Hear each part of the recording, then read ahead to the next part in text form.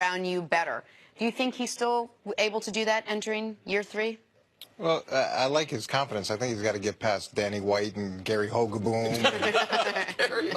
There's a lot of guys. Frank Gifford was a bad dude. Yeah, there's a lot of guys that he's got to get past before he gets in the Troy Aikman, Staubach level. But that confidence is a positive thing.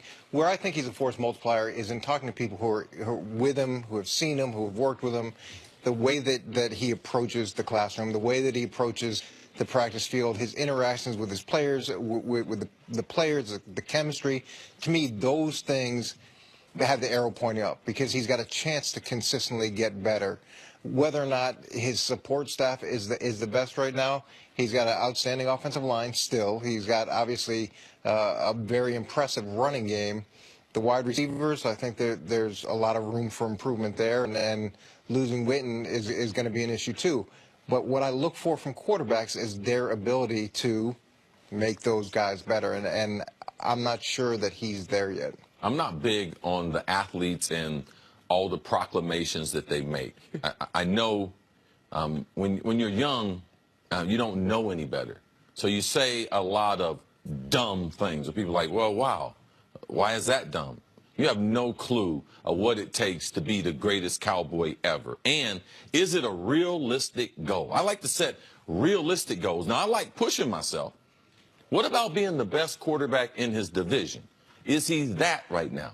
What about being the best quarterback in the conference? What about that? Is he the best quarterback in his own draft class? Like, all these things are little mini goals that you make for yourself. Touchdowns, interception ratio, all these things. As an athlete, you want to build set goals, but these guys, Pat Mahomes, oh, we're going to have a dynasty in Kansas City. Josh Rosen. Josh Rosen, oh, my God, like slow down. I never had goals like that. Well, so that's what I was going to, let me jump in real quick. If you would, can you take us through for you, maybe, in 4-year increments, whatever, when you first got to the league, what was your goal? I want to be, well, my first goal was to make the team. Right. My first assignment, yeah, they put me on the kickoff team. And it was like, I got to return kicks. My first goal after that was to get the hell off the kickoff team. They were killing people.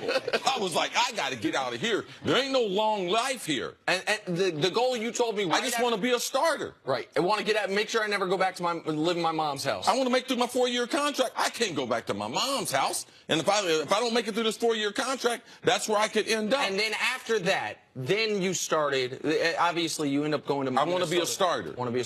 I want to be the best receiver on my team. I want to be the best receiver in the division. I want to be one of the best receivers in the conference. I started off real slow. And you know something? I didn't tell people about it. Well, and I'm going to... Because it does not help you. And there is one thing. I was going to say one other thing about this. And you also had a personal family goal.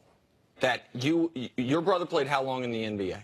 7 years. 7 years. And you told him, didn't tell the world, but you told him, I'm going to play longer in the NFL than you played in the NBA. Yeah, in my mind, I had to get to 7 years first. Right. I had a little ego earlier. I thought I was a better athlete. I wanted to play more than my bigger brother. That was a real goal, but I didn't tell people about it. And then eventually you... Yeah, when I got to 7 years, I told him I'm going to make more Pro Bowls than he played years in the league, and then I was going to play double the amount of years. And you got him by one. And you got him by... But you kept those to yourself. Yeah, yes. And I think talking junk to your brother is totally different than going on and saying, I'm going to be the greatest this or the greatest that. What he needs to focus on, and young players, really all players, is be the best version of yourself and take a step back and have some honesty in terms of what you need to work on, what you need to address. Stop worrying about other people. Stop worrying about what's going to happen 6 months from now or 8. You're not Nostradamus. Focus on the moment that you're in. Be the best version of yourself. And when you put together a bunch of really good moments and a bunch of consistent days where you're improving, that's when you take those jumps. And we talk about the Twitter account or Facebook or whatever. That's where you get in trouble when you're trying to build your brand. Just build your capacity to be better each day. Okay, so if he is going to actually do that, do the Cowboys have in place right now enough of a foundation for him to be able to go out and play like we saw he could play 2 years ago? Look, if he's going to be the best quarterback in Dallas Cowboys history, he's going to make the other players better. Whether or not whenever we start talking about supporting staff, I always start thinking, oh, okay, here's an average guy. Here's an average guy. Do you want to have the best players around someone? Yes, but very rarely do you hear great quarterbacks and the comment, oh, we got to help them. We got to help them. Usually it's, we got to help the defense. We got to help the special teams because they help the offense. And if there is one spot with a great quarterback that sometimes we hear we've got to help them is if they have a terrible offensive line.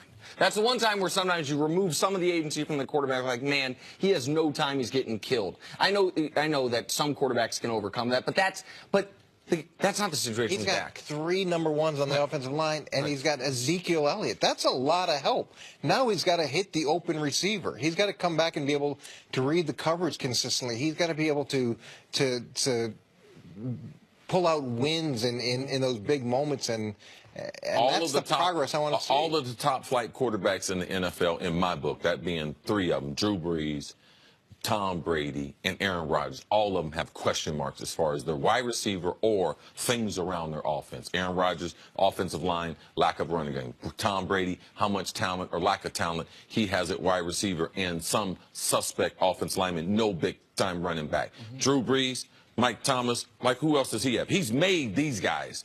In New Orleans, he's made wide receivers. So stop all the crying and complaining, because he said you got 3 all-pros up front, and you got probably the second-best running back, first-best running back in the NFL behind you. No, it's a great point. It's an important point. If we're talking about the 3 buckets to help a quarterback, great offensive line, great running game, great receiving core, no quarterback in the league's got all 3. No quarterback in the league has where you're going to check off all 3. Dak's got 2 of them, and you could argue for a young quarterback the most important 2. Right, like the 2 that well, let's throw in the defense. When a quarterback is a defense is going to keep games close, and Dallas's defense should continue to improve. That's also a really significant factor. Yeah, their defense haven't been a detriment. Yeah, you're not chasing points. You're not chasing and forcing plays because you're so far behind. That's another huge advantage that he has. Hi, Coach. I'd be shocked if he's better than Roger Staubach and Troy Aikman. Shocked. It's got to be better than Tony Romo. That's